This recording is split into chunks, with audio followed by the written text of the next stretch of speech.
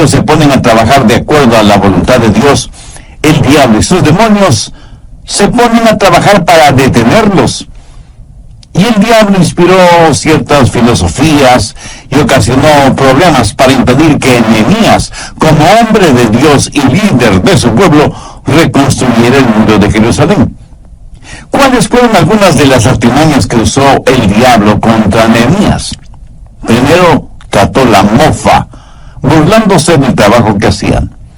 Pero como eso no dio ningún resultado, usó las amenazas, el peligro.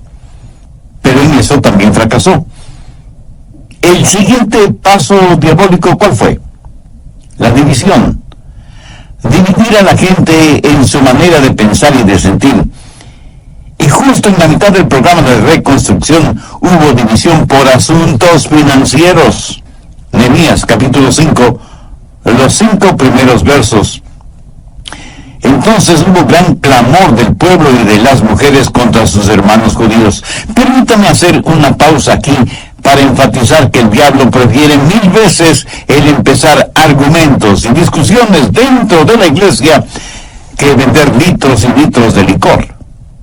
La palabra clamor en este versículo significa griterío, voces airadas, discordia. Pero sigamos leyendo.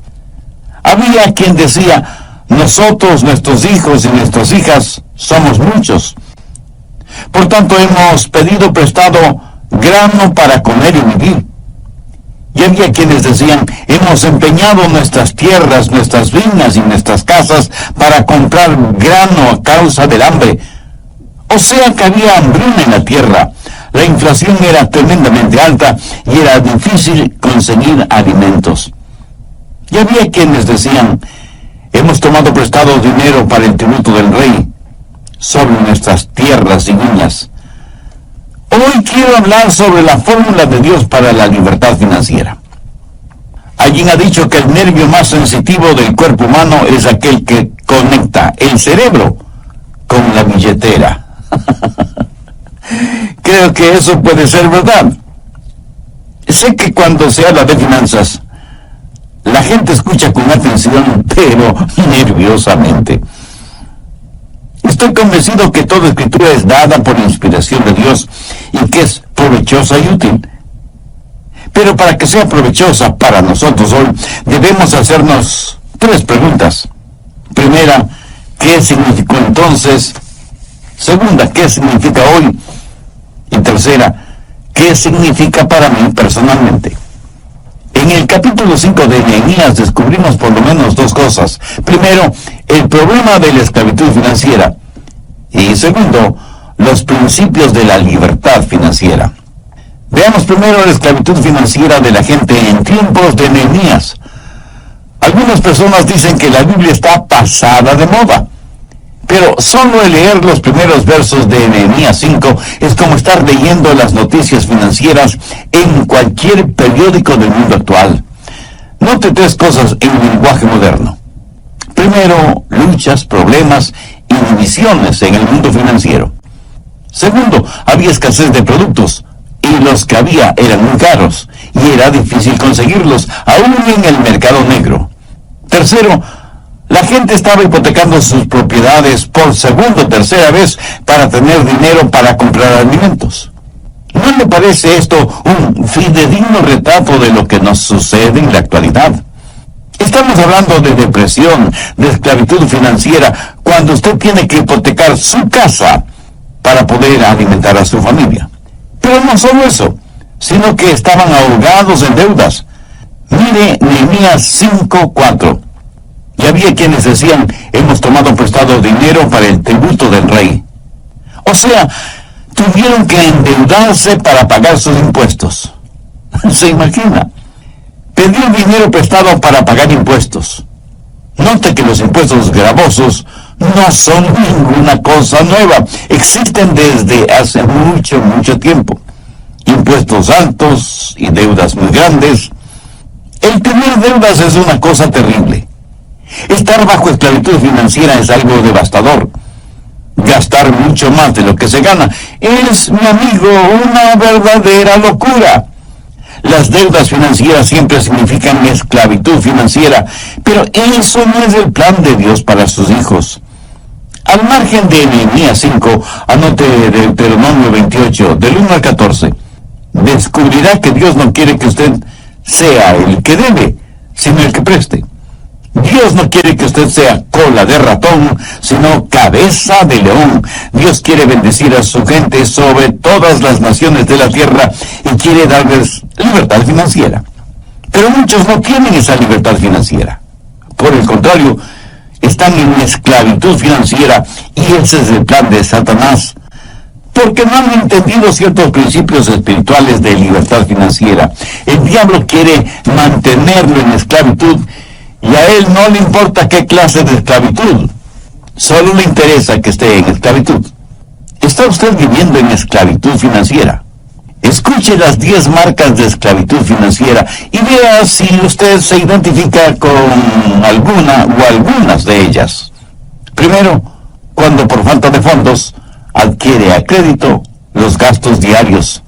Segundo, cuando deja de pagar el próximo mes algo que debe pagar ahora. Tercero, cuando pide dinero prestado para pagar impuestos o la hipoteca. Cuarto, cuando no tiene ni la menor idea de cuánto debe. Quinto, cuando sus acreedores le llaman repetidamente para que les pague. Sexto, cuando saca de sus ahorros para pagar cuentas actuales. Séptimo, cuando solicita un préstamo grande para pagar préstamos pequeños. Octavo, cuando usted y su cónyuge discuten acaloradamente sobre finanzas. Noveno, cuando comienza a pensar en formas deshonestas de pagar deudas. Y décimo, cuando le es difícil el dar sus diezmos y ofrendas para Dios. Escúcheme, no estoy diciendo que una persona que hace estas cosas está fuera de contacto con Dios. Hay muchas personas que aman honestamente a Dios y sin embargo caen en esta trampa. Al diablo le fascina cuando usted es esclavo de esta manera de actuar y de hacer como hijo de Dios. La gente en tiempos de Nehemías estuvo bajo esclavitud financiera y estaban frustrados, tanto que se volvieron unos contra otros. Estaban haciendo un trabajo para Dios de acuerdo a la voluntad y al plan de Dios. Sin embargo, había algunos en esclavitud financiera y se sintieron frustrados e irritados y se volvieron unos contra otros. Eso no fue parte del plan de Dios, pero esa era la manera en que el diablo trabajó, dividiendo a la gente de Dios, para que no hiciera lo que Dios les había dicho hacer. Ahora, debo aclarar que no solo la gente pobre puede estar en esclavitud financiera, la gente rica también puede estarlo. Leamos Nehemías 5, versos del 6 al 8. Y me enojé en gran manera cuando oí su clamor y estas palabras. Entonces lo medité y reprendí a los nobles y a los oficiales y les dije, exigís interés cada uno a vuestros hermanos. Y convoqué contra ellos una gran asamblea y les dije, nosotros según nuestras posibilidades rescatamos a nuestros hermanos judíos que habían sido vendidos a las naciones, y vosotros vendéis aún a vuestros hermanos, y serán vendidos a nosotros. Y callaron, pues no tuvieron que responder. Verá, en la ley de Moisés estaba escrito que ningún judío podía cobrar intereses a otros judíos. A un gentil sí, pero a un judío no. Eso lo establece claramente la ley. Pero estos judíos estaban quebrantando la ley y estaban cobrando enormes intereses a su propia gente y poniéndoles bajo esclavitud financiera. Y esto realmente disgustó enormemente al profeta de Dios. Por eso los reunió y les leyó la palabra de Dios y les dijo que dejaran de hacer aquello que iba en contra de la ley. Aquellos judíos ricos que estaban aprovechándose de la situación eran tan esclavos de las finanzas como los pobres a quienes explotaban. Escúcheme, el dinero es un maravilloso siervo mientras lo tenemos como siervo, pero es un amo insensible y exigente cuando permitimos que se convierta en nuestro amo. ¿Tiene usted más fe en el dinero y en las cosas materiales que en Dios? Si su respuesta es afirmativa, usted está en esclavitud financiera, y esa es la peor clase de esclavitud que puede experimentar un hombre o una mujer. Si usted quiere saber cuán rico es, sume todas las cosas que el dinero no puede comprar y que la muerte no puede destruir. Eso, mi amigo, eso es genuina y verdadera riqueza. Tiene ambiciones y metas en su vida que no están encuadradas dentro de la voluntad de Dios. Hay cosas que quiere hacer con su dinero, proyectos financieros, y que tendría vergüenza de invitar a Jesús a que sea parte de eso.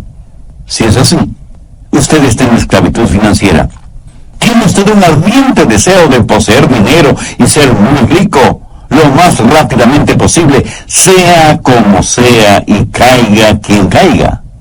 Si es así, mi amigo, usted está en esclavitud financiera. Compromete su ética y sus valores cristianos y fracasa en cumplir y honrar obligaciones morales. Si es así, usted está en esclavitud financiera. Me conmovió mucho la noticia de prensa acerca de un muy distinguido hombre de negocios que renunció a la presidencia de una importante institución por no creer y por lo tanto negarse a promocionar la construcción de un nuevo casino. Y bien, gracias a Dios por este hombre. Y aunque la institución tenía legalizados todos los papeles, o sea que estaba actuando dentro de los parámetros de la ley, este hombre tuvo firmes y fuertes convicciones espirituales, morales y éticas como para no querer ser parte de eso y prefirió renunciar. Por supuesto, le aceptaron la renuncia. Alguna gente muy pobre está en esclavitud financiera. Alguna gente muy rica está en esclavitud financiera. El diablo las tiene a todas. A los primeros los esclaviza por la falta de dinero y a los segundos los esclaviza por el exceso de dinero. Nehemías estaba realmente enojado con los judíos ricos y los nobles que estaban extorsionando a sus propios hermanos. Y en el verso 14 les llama la atención para que vean cómo él vivía. Nehemías no fue la clase de líder que dice: no hagan lo que yo hago, hagan lo que yo digo. Él fue la clase de líder que, como el apóstol Pablo, pudo decir: seguidme, porque yo sigo a Cristo. Veamos cómo vivió este gran líder, este gran hombre de Dios, Nehemías. Y hay algunos principios que quiero que veamos juntos. Creo que son magníficos principios porque son principios para la libertad financiera. Y cada hijo de Dios debe estar financieramente libre, porque Pablo dice en Filipenses 4:19, mi Dios pues suplirá todo lo que os falte conforme a sus riquezas en gloria en Cristo Jesús. Bien, veamos primero el principio de prioridad. Nehemías 5, versos 14 y 15. También desde el día que me mandó el rey que fuese gobernador de ellos en la tierra de Judá, desde el año 20 del rey Artajerjes hasta el año 32, 12 años, ni yo ni mis hermanos comimos el pan del gobernador. Pero los primeros gobernadores que fueron antes de mí abrumaron al pueblo y tomaron de ellos por el pan y por el vino más de 40 siclos de plata. Y aún sus criados se enseñoreaban del pueblo. Pero yo no hice así a causa del temor de Dios. Aquí Nehemías dice que, habiendo sido nombrado gobernador de ese territorio por el mismo rey Artajerjes, tenía todo el derecho de cobrar impuestos al pueblo para cubrir sus necesidades personales. O sea, tenía derecho a un salario, tal y como los anteriores gobernadores lo habían hecho. Pero note lo que Nehemías dijo: pero yo no lo hice así, a causa del temor a Dios. Nehemías tenía ciertos derechos, privilegios y prerrogativas, pero él no los utilizó. Él se rehusó a tomar lo que por derecho le pertenecía, por temor a Dios. ¿Qué quiso decir con eso? Que estando en tal estado de emergencia y habiendo tantos problemas, él estaba decidido a olvidarse de sus derechos, a fin de que Dios fuera glorificado. En otras palabras, él estaba poniendo a Dios primero. Tenía sus prioridades en orden. Dios es primero sobre todas las cosas. Mi amigo, mi amiga, ¿Está usted dispuesto a hacer lo mismo? ¿Dispuesto a poner de lado sus derechos financieros y darle el primer lugar a Dios? ¿Desea usted libertad financiera? Pues mire lo que Jesús dice al respecto en Mateo 6:33. Mas buscad primeramente el reino de Dios y su justicia, y todas estas cosas os serán añadidas. El Dios Todopoderoso no trabajará desde un segundo lugar. Y mientras usted tenga su negocio, sus planes, sus deseos, su familia, sus ambiciones como cosa prioritaria en su vida, nunca tendrá libertad financiera. Pero Jesús ha prometido que si usted tiene sus prioridades con Dios como la primerísima prioridad, y busca primero el reino de Dios y su justicia, todas las cosas correctas que anhela le serán concedidas. Ese es el principio de prioridad. Nehemías miró a las cosas que pudo haber hecho o tenido, pero no las quiso ni las tuvo porque quería glorificar a Dios.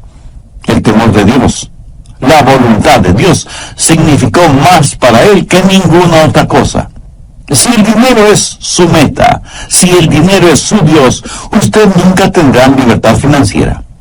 Si usted no pone a Dios en el primer lugar, usted es un necio que está jugando un juego en el que siempre perderá. Un hombre cierta vez dijo: es muy difícil para mí esto de confiar, de tener fe. Yo manejo realidades, y realidad es lo visible, lo palpable. Bueno, sí y no. ¿Es su casa real? ¿O los muebles, o la ropa, o las flores, etcétera, etcétera? Son cosas reales en el sentido de que las vemos y están ahí, pero no son reales en el sentido de permanencia, porque no duran para siempre. Veamos 2 Corintios 4:18. No mirando nosotros las cosas que se ven, sino las que no se ven, pues las cosas que se ven son temporales, pero las que no se ven son eternas. La realidad no está en aquello que usted puede ver, palpar, gustar o sentir. La única realidad está en Dios. Amigo, si usted pone su confianza en las cosas que puede ver, tocar y saborear y sentir y contar, está viviendo en un mundo ilusorio. Las cosas que se ven son temporales, las cosas que no se ven son eternas. Y cuando Dios es nuestra prioridad número uno, es que estamos en contacto con la realidad. Voy a resumir brevemente lo que vimos en el programa anterior.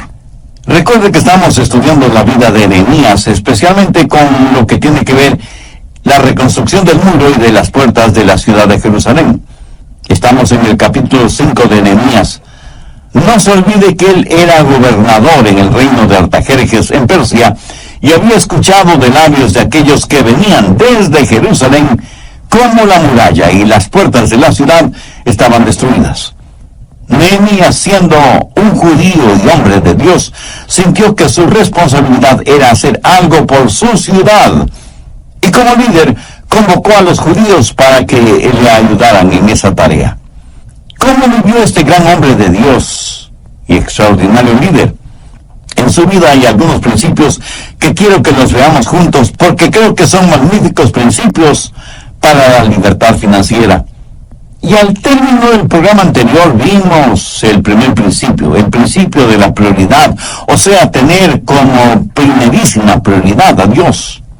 Ni posición política, ni bienes materiales, absolutamente nada debe ocupar ese primer lugar que solo le pertenece a Dios.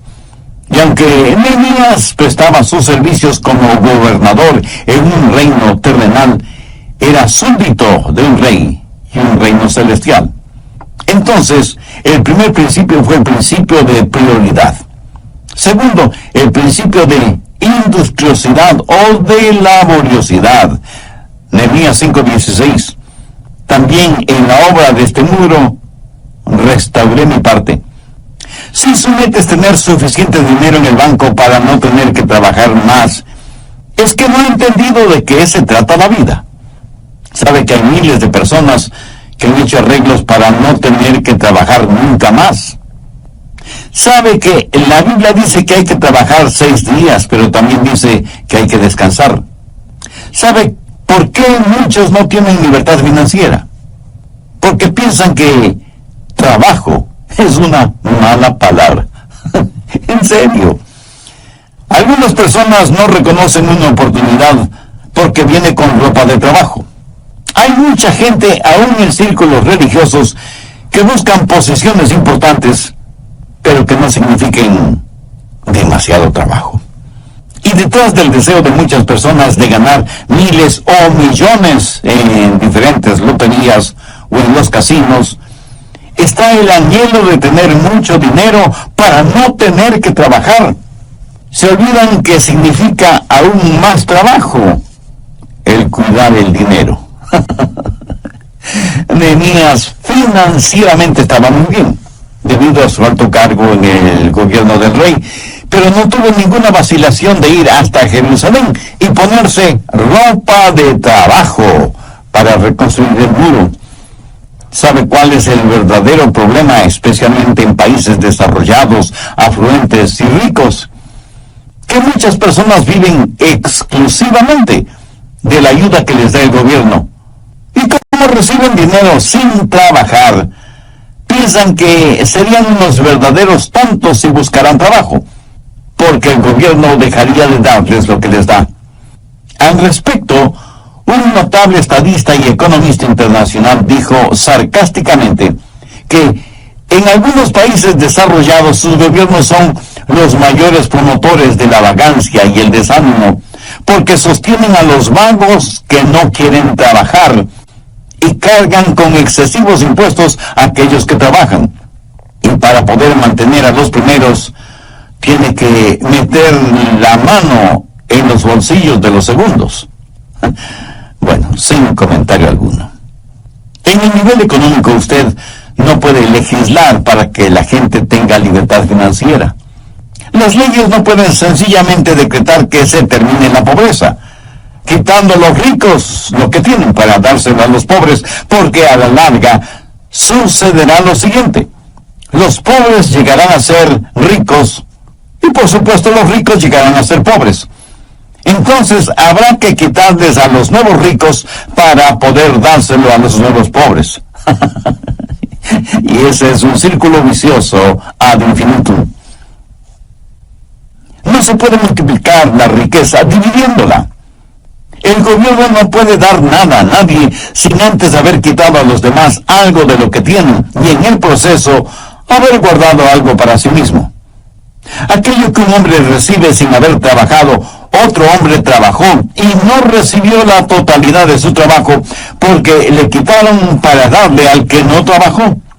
No hay nada que pueda desanimar más a un ser humano que esta situación, la cual mata toda iniciativa, todo intento de superación, todo afán de progreso. Alguien muy sabiamente dijo que el progreso de un individuo significa, primero, el progreso de su familia, segundo, el progreso de su ciudad y tercero, el progreso de su país.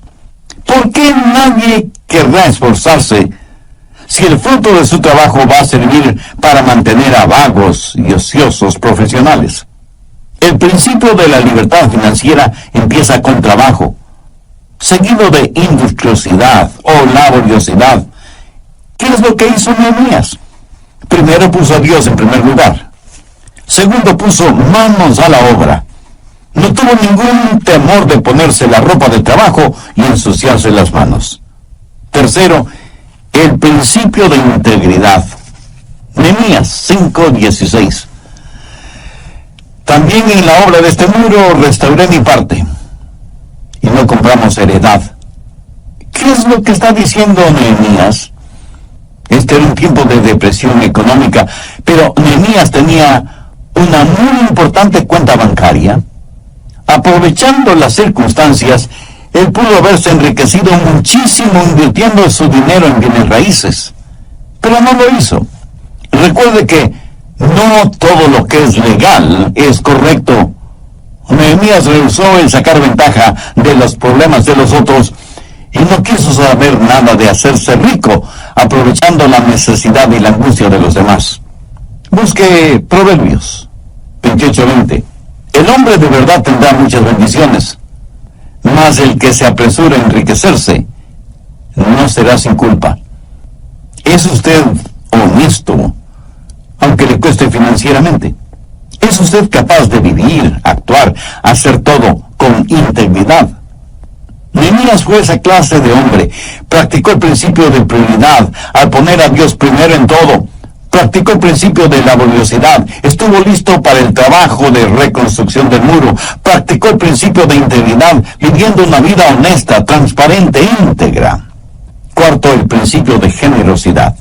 Nehemías 5:17.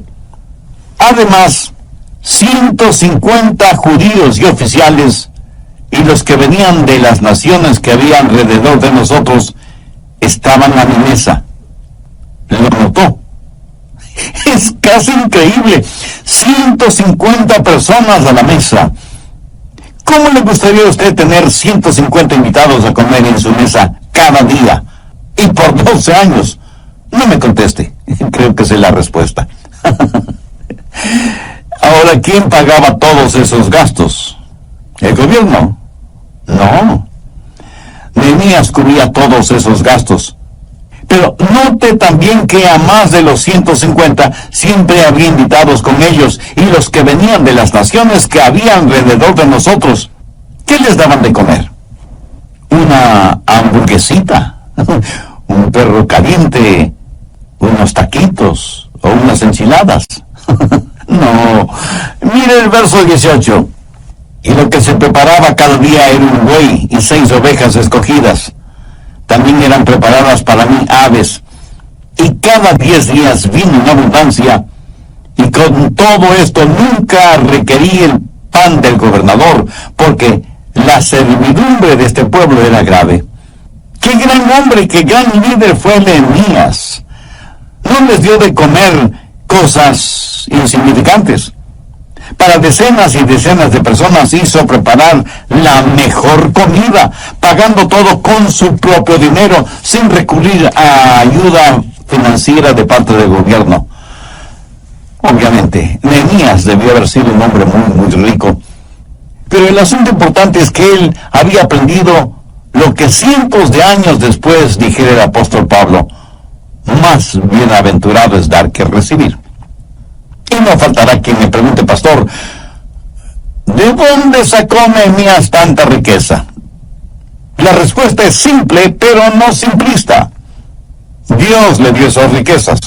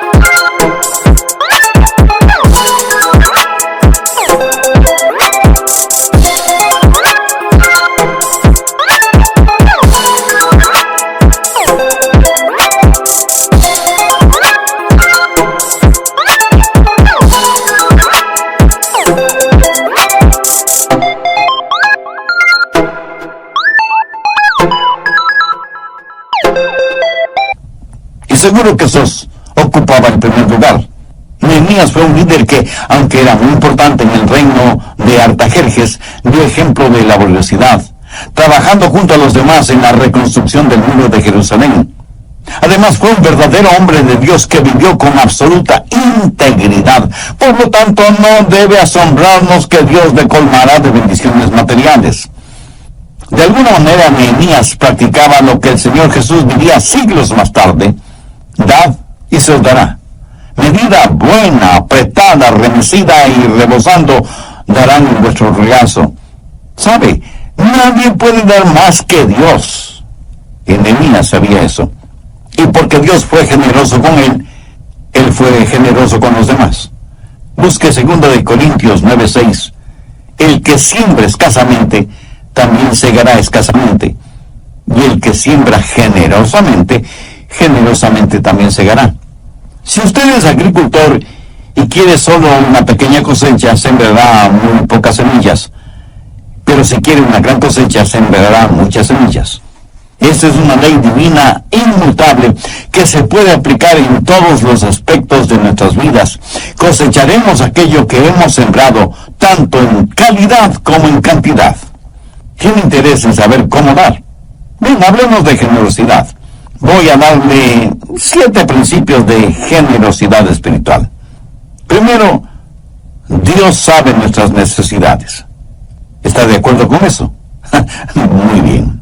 Segundo, Dios hace provisión adecuada. Él sabe cuánto va a poner a nuestra disposición, porque como Él sabe todas las cosas, sabe exactamente qué y cuánto necesitamos. Tercero, Dios se complace en dejarnos saber lo que Él quiere que hagamos. Hay alguien que piensa que Dios nos dice que debemos hacer su voluntad, pero rehúsa en revelarnos cuál es su voluntad. Dios sabe cuál es la necesidad y cuánto de esa necesidad la va a solucionar por nuestro intermedio. Cuarto, Dios nos capacita en forma suficiente para que podamos hacer lo que Él nos guía para que hagamos. Nos pedirá Dios que hagamos algo que no podemos hacer. Por ejemplo, ¿cree usted que Dios me pediría que salte sobre un edificio de 10 pisos cuando Él sabe que no me ha dado la habilidad atlética como para saltar ni siquiera una valla de 1 metro de altura? Escuche, cualquier cosa que Dios me pide que haga, Él me dará la habilidad y la capacidad para hacerla. En cualquier labor o responsabilidad, Dios me mostrará cuál es la parte que Él quiere que yo haga, y Él mismo me capacitará para que yo pueda realizarla. Quinto, Dios nos pide que demos de aquello que Él nos ha dado. Cuando doy de los ilimitados recursos de Dios, en vez de dar de mis muy limitadas finanzas, todo lo que tengo que hacer es saber que Dios quiere que lo haga.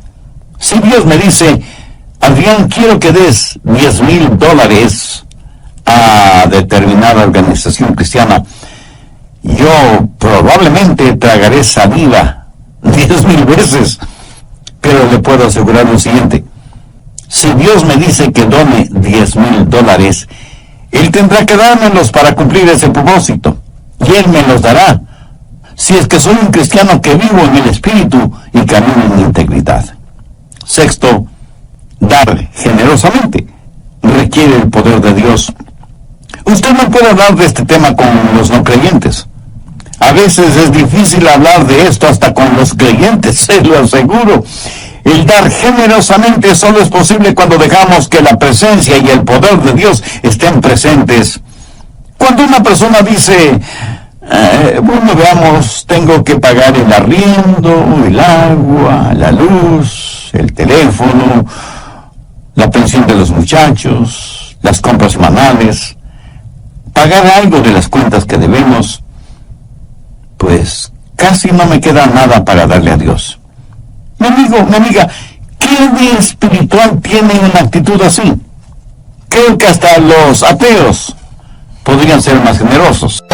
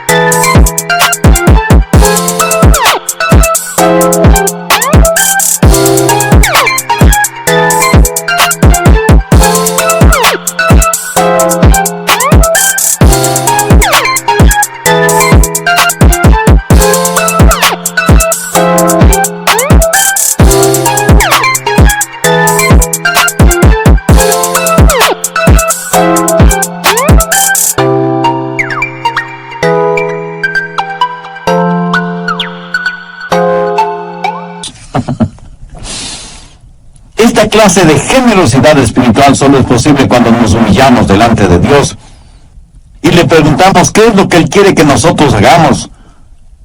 Y cuando Dios revele eso en nuestro corazón, le agradecemos porque Él nos capacitará para hacerlo. La verdadera generosidad siempre glorificará a Dios y hará que el creyente crezca. Yo creo que esa fue la clase de generosidad que Nehemías practicó. ¿Por qué? Porque él estuvo en contacto con Dios día tras día. Lo mismo estando en el palacio que estando en la muralla. Cuarto, el principio de dependencia. Nehemías 5:19. Acuérdate de mí para bien, Dios mío, y de todo lo que hice por este pueblo. ¿Cree usted que Dios se olvida de su generosidad? De ninguna manera. Nehemías dependía de las promesas de Dios.